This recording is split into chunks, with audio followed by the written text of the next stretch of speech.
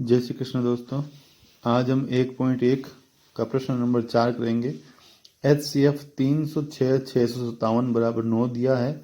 LCM ज्ञात करना है। तो इसके दो तरीके हैं, एक तो अपन अभाज्य गुणनखंड कर सकते हैं और दूसरा तरीका है HCF गुणा LCM बराबर दो संख्याओं का गुणा। तो यहाँ पर अपन को LCM ज्ञात करना है, तो LCM बराबर दो संख्याएं 306। HCF को मान लिख देते एक बार 9 गुणा LCM बराबर 306 गुणा 657। LCM बराबर 306 गुणा 657 बटा ये 9 गुणा में थे, इधर आएंगे भाग में। 9 का भाग दिया 306 में, तो ये गया 3 बार, पीछे बच गए 3 तो 4 बार। अब 34 को गुणा करेंगे 657 से, तो जो आंसर आएंगे वो लिख देंगे। 34 गुणा 657 इनको करने 22,338 आंसर आएंगे। प्रश्न नंबर 5, जांच कीजिए कि क्या किसी प्राकृत संख्या n के लिए संख्या 6 की घात n अंक 0 पर समाप्त हो सकती है क्या। तो 6 की घात n, अपन 6 का अभाज्य गुणनखंड करेंगे 2 गुणा 3 की घात n। अब किसी संख्या को 0 पर समाप्त होने के लिए उसको क्या होना चाहिए यार, गुणनखंड 2 और 5 के होना चाहिए। इसमें 5 नहीं है इसलिए इसमें नहीं आएगा, तो हम लिख देंगे 6 की घात n का अभाज्य गुणनखंड करेंगे 2 गुणा 3 की घात n। तो किस संख्या n के लिए 6 की घात n शून्य पर समाप्त होगी, तो वह 5 से विभाज्य होनी चाहिए। अर्थात 6 की घात n के अभाज्य गुणनखंड में अभाज्य संख्या 5 आनी चाहिए, जो नहीं है, इसलिए 6 की घात n अंक 0 पर समाप्त नहीं हो सकती। प्रश्न नंबर 6, व्याख्या कीजिए कि 7 गुणा 11 गुणा 13 प्लस 13 और 7 गुणा 6 गुणा 5 गुणा 4 गुणा 3 गुणा 2 गुणा 1 प्लस 5 भाज्य संख्याएं हैं।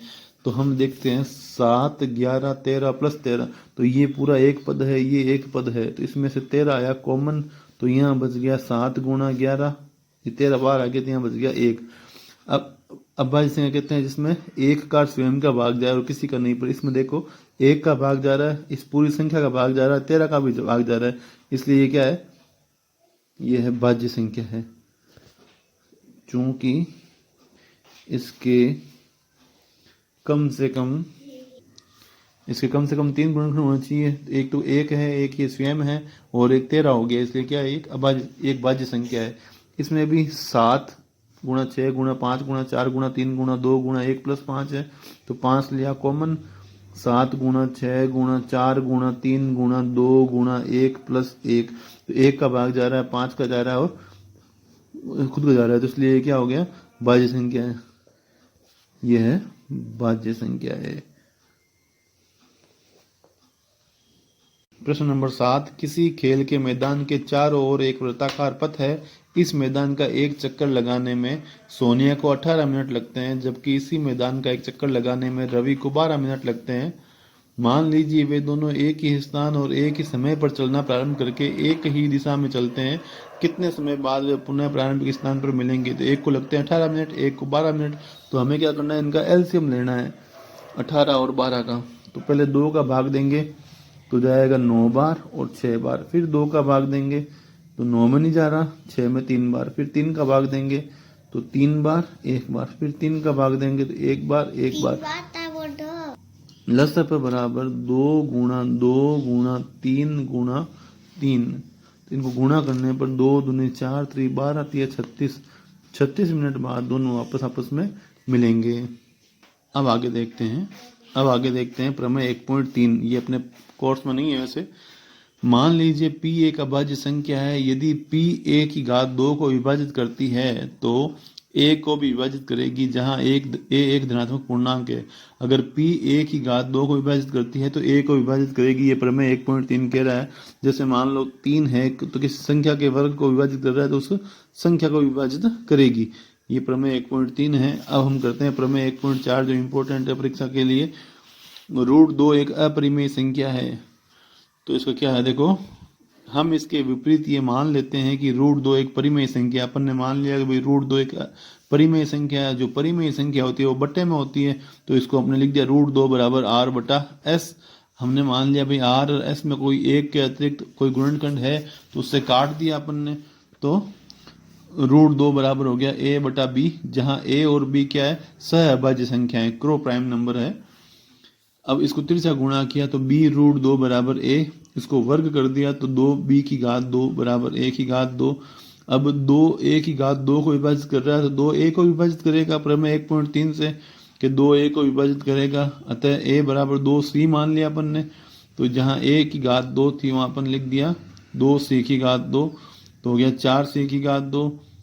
इसको 2 को काट दिया, फिर यहाँ बच गया 2b² बराबर 2c²। ये 2 का भाग दिया b की घात 2 में, अगर 2 का भाग b की घात 2 में अर्थ b में भी जाएगा। इसका मतलब हो गया यहाँ अपन कह रहे हैं कि 2 का भाग a में जा रहा है, यहाँ अपन कह रहे हैं 2 का भाग b में जा रहा है, अर्थात a और b दोनों में एक उभयनिष्ठ गुणनखंड 2 है। परंतु इससे इस तथ्य का विरोधाभास प्राप्त होता है कि a और b में एक के अतिरिक्त कोई उभयनिष्ठ गुणनखंड नहीं है।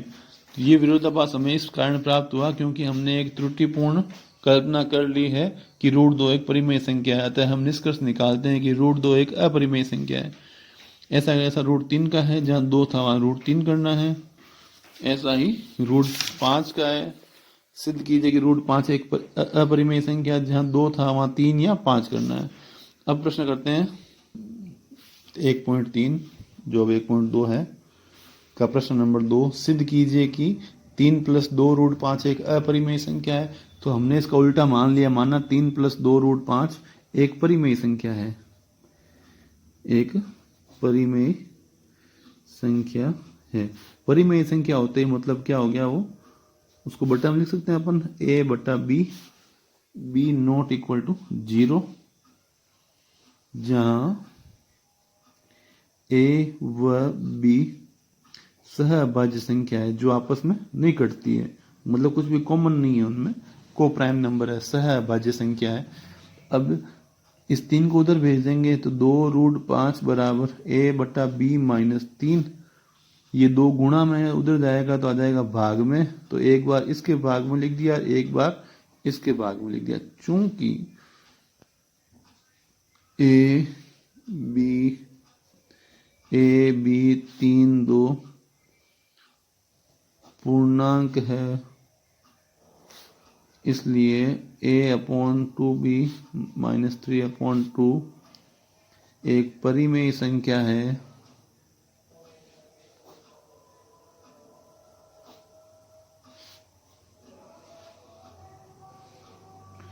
परंतु √5 एक अपरिमेय संख्या है,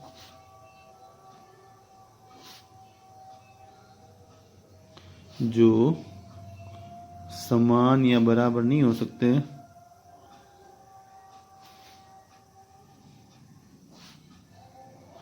यह विरोधाभास है, यह हमें इसलिए प्राप्त हुआ क्योंकि हमने गलत कल्पना की थी।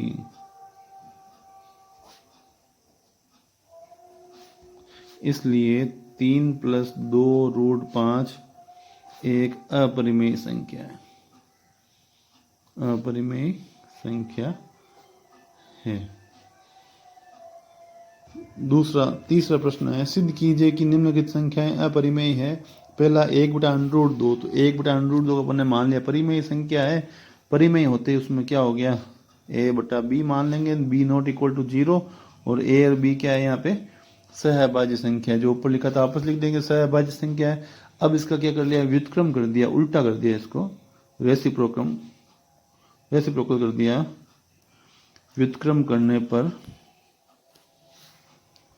तो यहाँ √2 बराबर b बटा a, फिर वापस वही लैंग्वेज लिख देंगे कि यहाँ a व b पूर्णांक है, इसलिए b बटा a एक परिमेय संख्या है, जबकि √2 एक अपरिमेय संख्या है।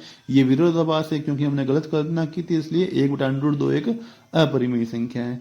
इसी प्रकार दूसरा प्रश्न, 7 √5 को अपन मान लेंगे परिमेय संख्या, परिमेय मानते ये हो गई a बटा b, तो √5 बराबर 7 आ गया बटा में।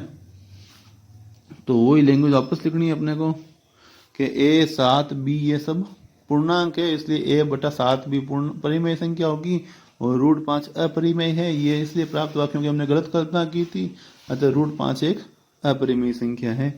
ऐसे नंबर तीसरा करना है, 6 प्लस √2 बराबर a बटा b मान लिया, फिर √2 बराबर a बटा b माइनस 6। बात असल में सेम लिखनी है, यहाँ लिख देंगे a b और 6 पूर्णांक है, इसलिए a बटा b माइनस 6 परिमेय संख्या होगी, जबकि √2 एक अपरिमेय संख्या है, इसलिए यह गलत कल्पना की थी, इसलिए √2 ये 6 प्लस √2 क्या हो जाएगा, एक अपरिमेय संख्या हो जाएगी।